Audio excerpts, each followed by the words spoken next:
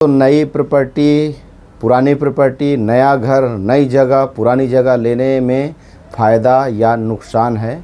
नमस्कार दोस्तों, कैसे हैं? उम्मीद करता हूं स्वस्थ और अच्छे होंगे।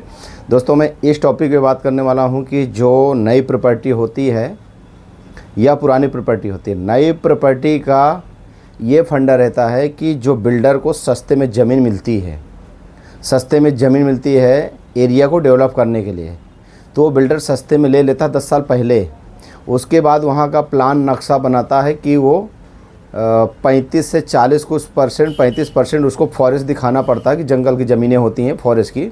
तो दोस्तों, वहाँ पे जो बिल्डर घर बनाता है, घर की कीमत ज़्यादा से ज़्यादा 15 लाख, 10 लाख, 20 लाख, 25 लाख, 50 लाख, उससे डबल रेट लेते क्यों हैं ये? उससे डबल रेट में अगर कोई घर आपको 40 लाख का बिल्डर ने दिया हैंड ओवर, तो वो घर मान के चलिए उसकी कीमत जो आप घर में रह रहे हो 20 लाख है, 20 से 25 लाख है, बस इससे ऊपर नहीं है। वो क्या करते हैं बिल्डर, पूरा एरिया का डेवलपमेंट चार्ज, पूरा एक एक जो रोड, कंक्रीट, जो भी आपके सोसाइटी के लिए जो बनाते हैं वो आपसे प्लस करके ले लेते हैं। तो उसमें आपको वो कॉस्ट बहुत महंगा पड़ता है। और जो उसके लिए एमिनिटी वगैरह बनाते हैं और ये क्लब हाउस वगैरह बनाते हैं, जो कि वो सब आपसे निकलते हैं। तो ये होता है कि जो नई प्रॉपर्टी होती है सस्ता तो होती है, लेकिन और सस्ता हो सकती है अगर बिल्डर इतना चार्ज नहीं जोड़ेगा तो। और सबसे बड़ी बात यहाँ पे आती है कि अगर आप प्रॉपर्टी ले लेते हैं, नई प्रॉपर्टी क्या होती है, देखने में अच्छी लगती है, डेवलप नया नया रहता है, नई नई जगह रहती है, तो लोग क्या सोचते हैं, लेना ही सबसे अच्छा है।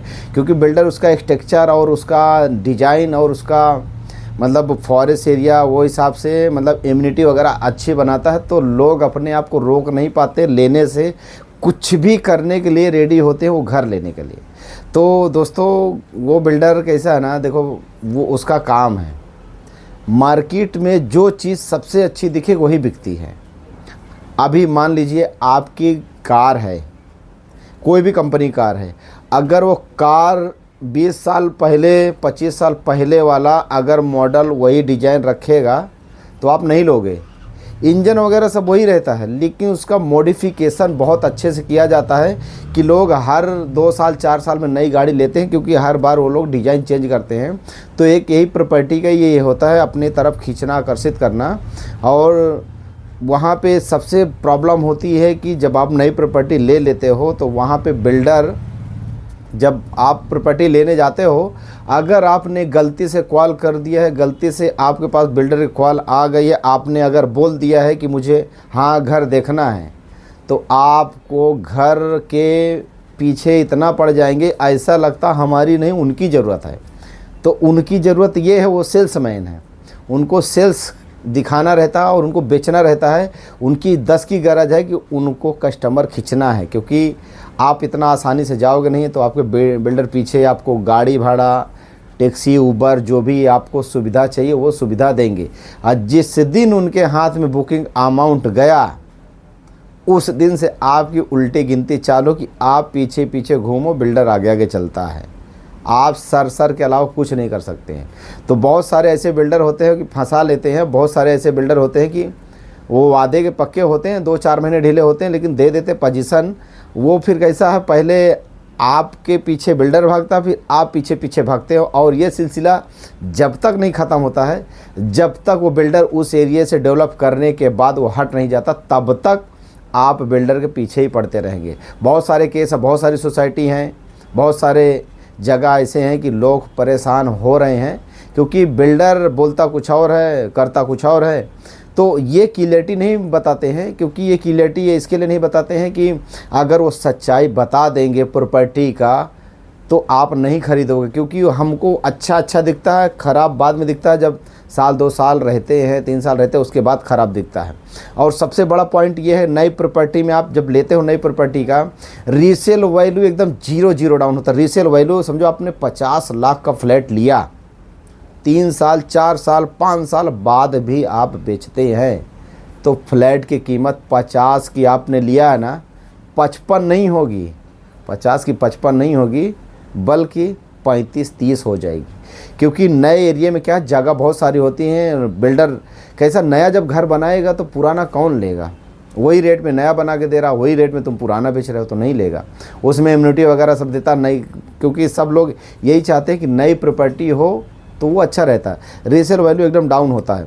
अगर आपके दिल में जिगर है, आपका मतलब ऐसा हौसला है कि हम 10 साल 15 साल प्रॉपर्टी रख सकते हैं, तो भी चांस रहता है 70% कि हाँ आपका रिटर्न वैल्यू आ जाएगा। और एरिया के ऊपर डिपेंड होता है, एरिया कौन सा है, कैसा है, आगे जाके डेवलप होगा कि वहीं पे रुक जाएगा, और उस हिसाब से रीसेल वैल्यू बढ़ता है।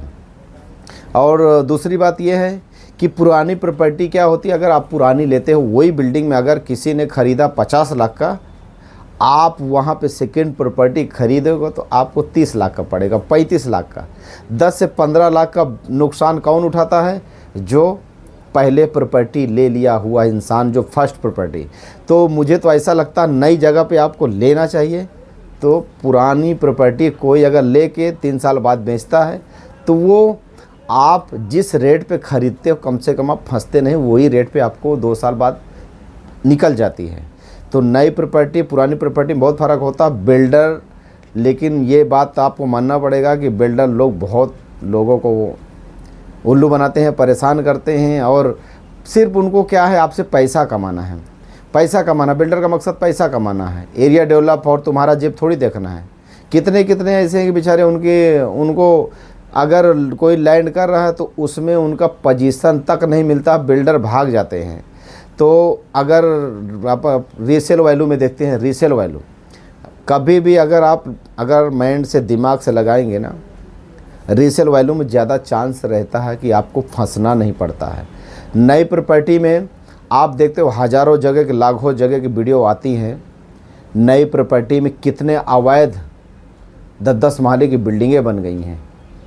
ये किसके वजह से होता है? लोकल जो कर्मचारी होते हैं उनकी मिली भगत से होता है। ये लोग जब भी वो बिल्डर का साथ देते हैं, वो बिल्डर आगे अपनी जो पेपर की कार्रवाई है या लेटर वगैरह है, जो पासिंग वगैरह का, वो होता है। और झोपड़े की बात करते हैं, जो झोपड़े में लेते हैं, आउटसाइड में लेते हैं, वो ज़मीन कैसा है ना, लीगल तरीके से तो मैं नहीं बोलूँगा, वो शायद मेरे ख्याल से इतना जहाँ तक तजुर्बा है, नॉलेज है, वो शायद मुझे लगता है 20 से 25 साल लीज पे हो सकती है। बाकी वो भी लीगल नहीं हो सकता है, मुझे नहीं लगता है लीगल। इतनी बड़ी बड़ी जब बिल्डिंगें टूट जाती हैं, आपके आँख के सामने, हमारे आँख के सामने बनती हैं, 10 माला खड़ा होता है, 10 साल बाद, 5 साल बाद बुलडोज़र आ जाता है तोड़ने के लिए।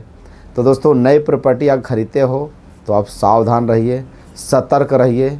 मैं तो ये बोलूँगा, मेरा ओपिनियन ये है कि आप रीसेल वैल्यू में कहीं पे भी डेवलप एरिया हो रहा है तो वहाँ जो पहले ख़रीदा है, आप उसकी रीसेल वैल्यू में आप लेंगे तो आप बहुत फ़ायदे में रहेंगे। क्योंकि आप प्रॉपर्टी में फंस इसके लिए नहीं रहे हैं कि आप जब मर्जी बेचोगे, आपका 10 लाख 15 लाख 20 लाख 50 लाख वो नहीं टूटेगा, जो बिल्डर आपसे पहले ऐंठ लेता है। तो ये वीडियो इसके लिए बनाना था कि बहुत से लोगों को पता नहीं था, पता होते हुए लोग फंसते हैं, कि पता होने के बावजूद भी लोग फंस जाते हैं।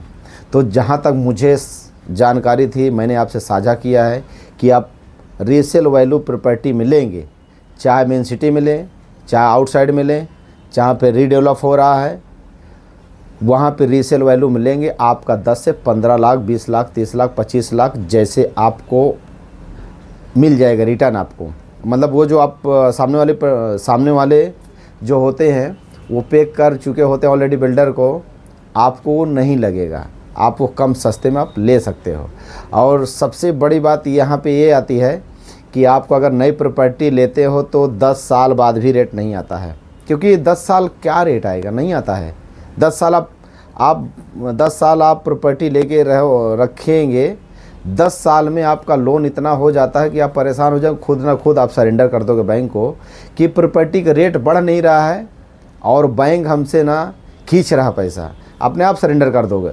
मेरी एक ही सलाह है, मुझे जहाँ तक जानकारी है, मेरा खुद का, मैं अपना विश्वास, अपनी आवाज़ से मैं बात कर रहा हूँ कि रीसेल वैल्यू आपके लिए सबसे अच्छा ऑप्शन है। आपको 2 साल बाद भी बेचना है तो आपने जितने के लिया उतने का ही सही आप बेच तो सकते हो। और देखो, घर तो सबको ज़रूरी है, आपको ज़रूरी है, मुझे भी ज़रूरी है, जो घर हर एक इंसान का सपना, गांव देहात, इंडिया में या कहीं विदेशों में बाहर, सबको घर ज़रूरी होता है। लेकिन घर आप लेते हो तो सोच समझ के लीजिए और अच्छा फ़ैसला लीजिए। चलिए दोस्तों, और ख़ास करके बिल्डर की जो पूरी हिस्ट्री, पूरा डिटेल निकालने के बाद ही आप घर खरीदें, क्योंकि आप फंसते बाद में हैं तो रोते हैं, ऐसा रोते हैं कि आप ना इधर के ना उधर के। तो दोस्तों चलो वीडियो ख़त्म करते हैं। वीडियो अच्छे लगे तो लाइक कीजिए, कमेंट कीजिए, चैनल पे नए हो तो सब्सक्राइब ज़रूर कीजिए। मिलते हैं नेक्स्ट वीडियो में नेक्स्ट अपडेट साथ में। जय हिंद, वंदे मातरम, जय महाराष्ट्र।